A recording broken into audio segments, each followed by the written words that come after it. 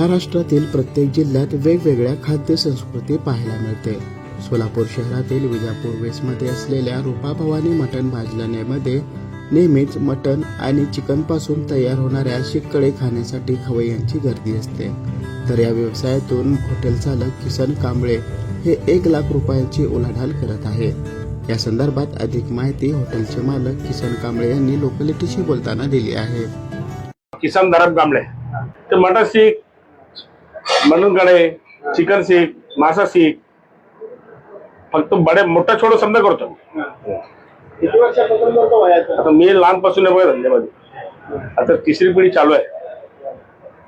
कसे तर बनवायचे रेट 280 रुपये केजी 1 किलोला।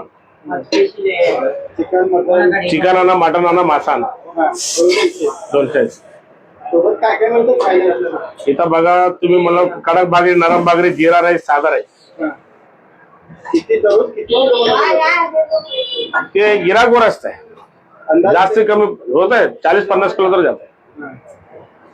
बुधवार रविवार जर जास्त असतं, बाकी दिवस गिराक कमी असतं। किती तास लागते एक शिक्कडी तयार होण्यास? अर्धा तास लागतं, सीजन अर्धा तास लागतं।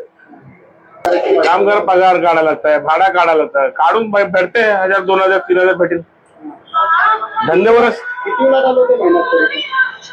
बघा कामगार म्हणलं तर 4-5 कामगार आहे, तिला 500 पगार आहे।